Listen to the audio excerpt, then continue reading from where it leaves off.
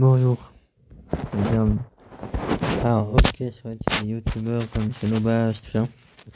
Je me pose un peu la question aussi. Comment ils ont fait pour être. C'est vrai que ça fait bizarre. Mais la plupart des questions que je me pose, c'est est-ce que c'est pas parce que plutôt par passion ou autre chose, mais plutôt lié aux abonnés qu'ils ont eu, tout ça. Qu'en fait, ils devaient avoir tellement d'abonnés de ça qu'ils voulaient toujours plus, mais qu'il y a des abonnés plus jeunes qui voyaient et que du coup ils voulaient faire des contenus pour enfants pour que les abonnés plus jeunes comprennent. Alors, ok, même si les images, ça peut pas trop être considéré enfantin, ouais, un peu risqué. Ou alors, c'est lié à un pari entre abonnés ou autre chose. On n'est pas stupide, hein. Ok. Mais des fois, ça peut être ce genre-là. Mais autrement, dit, ce qui est possible, hein, c'est que ils ont décidé comme ça, on ne sait pas, voilà. Mais, autre chose, ce que je vais vous dire, c'est que c'est possible, c'est que, entre temps, ça peut arriver. Ils essaient de faire ça parce qu'ils ont un projet eux-mêmes. Mais le truc, je sais pas, mais par exemple, c'est un exemple. Ils ont un projet, il y a quelque chose. Un exemple, on peut imaginer, bon, ça on peut très bien l'imaginer, avec les vies, tout ça, les youtubeurs, mais autrement dit, imaginons qu'ils ont un projet plus grand, mais qu'ils n'arrivent pas trop à adapter, alors, quelque chose par exemple lié à la famille ou un peu compliqué, ou plutôt parce que ils veulent faire un défi eux-mêmes, alors ça j'avoue que c'est pas la meilleure solution, parce que non seulement c'est pas la meilleure solution celle-là, c'est même la pire pour moi j'ai l'impression, ils veulent en fait soudainement perdre le plus d'abonnés. En fait, je veux dire, faire croire aux autres, forcer les gens à devenir un peu abonnés, à faire des trucs comme ça. Alors, donc c'était un peu le cas sur moi, mais moi c'est plutôt par passion de l'histoire que je fais ça. Bon, ok, un peu, ouais, mais bon. Après, voilà. Mais après, en s'habituant, en comprenant, il y a des choses qui peuvent être compliquées. Ça, c'est vrai. Mais autrement dit, plus on apprend les choses, plus on comprend, plus c'est ça en fait. Voilà. Juste un truc.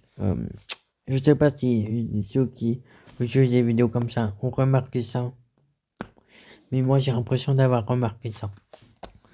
Par exemple, sur certaines vidéos de YouTube, ça voilà, ils mettent quand ils sont enfants, et puis d'autres mettent avec des enfants.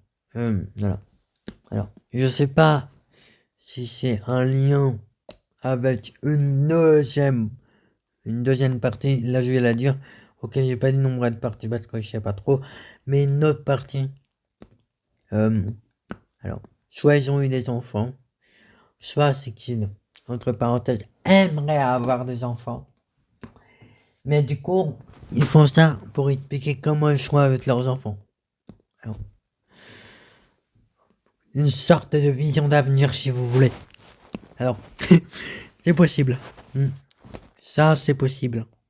Bon, après, il y a des choses comme ça, même si ça excuse pas ce qu'ils font, je comprends. Ouais. Alors, une autre possibilité, alors, ce qui est possible, ce qui pourrait aligner ça, c'est qu'il y a un lien avec quelque chose. Un lien avec ces youtubeurs. On imagine que c'est là. Ils aiment faire ça, mais pour une, là, on va attaquer la troisième partie, je vais vous dire un truc. Cette troisième partie est un petit peu particulière. Par exemple, on sait qu'ils ont beaucoup d'argent. On sait qu'il y a plein d'argent, ils aiment bien. On ne sait pas ce qu'ils veulent en faire plus tard. Par exemple, ce qui pourrait nous laisser supposer, c'est ça. Est-ce qu'ils utilisent l'argent pour acheter des abonnés Ça, j'appelle ça de la lâcheté. Mais ça pourrait se comprendre, par contre. Oui. Je sais pas pourquoi, mais je pense que ça serait un peu logique. Ça pourrait se comprendre quand ils font des vidéos, des fois des abonnés de ça. Mais bon, après, c'est que mon avis. Mais bon, c'est vrai que ça peut être de la lâcheté comme ça. Ou alors, on va attaquer à la 5e partie. Je sais plus si c'est la 4e, mais bon, à la 5e partie. Alors celle-là, elle est plus du style vraiment sympa ou je sais pas trop comment on va appeler ça, mais le style pour faire comprendre quelque chose aux jeunes d'une certaine manière. Par exemple, je donne un exemple. Eh ben, imaginons qu'un jeune qui a dans la 10 vingtaine, dans la 12, 14, moins de ça, en fait, regarde ça. Mais pour eux, pour ces youtubeurs, ça aide pour eux à que ceux-là se sentent moins seuls, moins frustrés par des téléphones, des trucs d'harcèlement, de cyberharcèlement, de tout ça, pour les aider à qu'ils se sentent moins seuls avec leurs youtubeurs. Ça, c'est plutôt bien, mais je me demande s'ils se prennent de la meilleure des façons. Je me le demande. Vraiment, je me le demande. Parce que j'avoue qu'en y pensant à ça, ça fait bizarre. Mais c'est une possibilité. Bon, je laisserai ça à Punisher pour voir ce qu'il en pense. Alors, j'ai rien enquêté, mais c'est ma propre pensée, comment je l'imagine, comment je perçois, parce que j'ai déjà regardé ces youtubeurs plusieurs fois. Ouais. Même si j'ai 20 ans. Allez, à plus.